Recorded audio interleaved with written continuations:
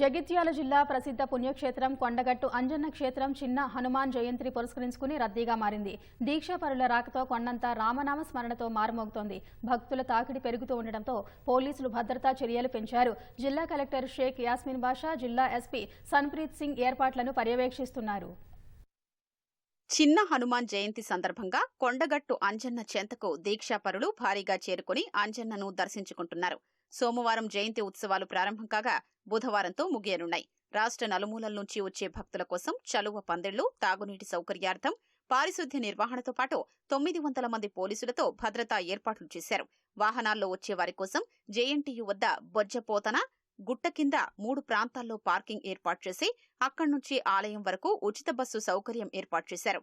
జిల్లా కలెక్టర్ షేక్ యాస్మిన్ బాషా ఉత్సవాన్ని పరిశీలించారు. ఆంజనేయ స్వామి చిన్న జయంతి సందర్భంగా ఏప్రిల్ 22 నుంచి 24 వరకు కొండగట్టు ఆలయంలో అన్ని ఏర్పాట్లు చేయడం జరిగింది.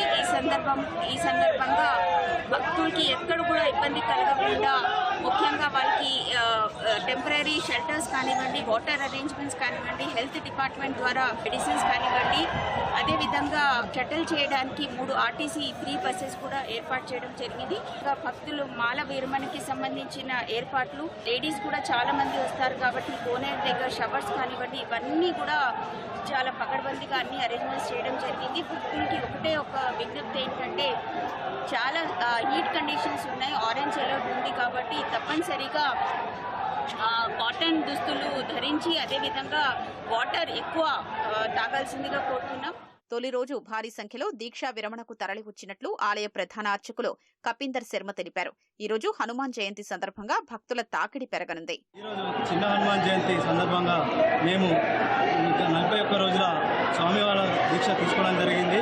విజయవంతంగా స్వామివారి కరుణ కటాక్షాలు మా కుటుంబం మీద ఎలా ఉండాలని కోరుకుంటూ స్వామివారి దీక్షను విజయవంతంగా పూర్తి చేసుకోవడం జరిగింది.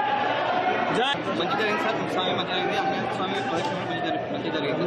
చైత్ర పౌర్ణమిని పురస్కరించుకొని చిన్న హనుమాన్ జయంతి పురస్కరించుకొని స్వామివారికి ఉదయం ఫలపంచామృత అభిషేకం, అదేవిధంగా దాదాపుగా ఒక 120 కిలోల అరటి పళ్ళతో ప్రత్యేకమైన అలంకారం కూడా చేయడం జరుగుతుంది. మనం చూస్తున్నాం, అనేక మంది హనుమాన్ దీక్షా స్వాములు వస్తున్నారు. వారి కోసం 200 మంది పరమేశ్వరుల చేత దీక్షా విరమణను కూడా చేయడం జరుగుతుంది. తలనీరాల దగ్గర కూడా దాదాపు 8 నాయి గ్రామాలతో ఏర్పాటు చేశారు.